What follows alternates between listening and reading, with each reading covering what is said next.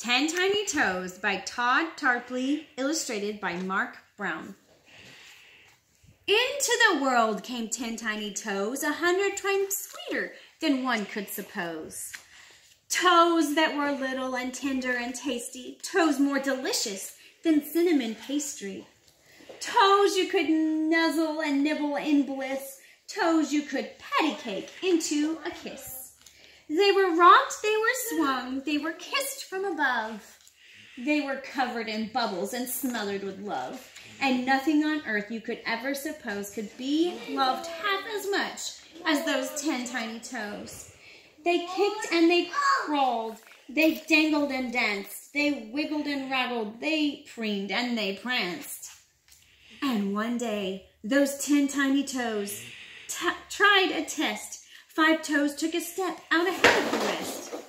Then the other 5 followed and stepped on their own, and those 10 tiny toes were now walking alone.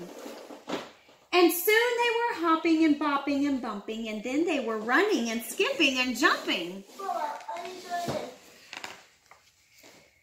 And as they got older, their confidence grew. They learned to do things that small toes couldn't do.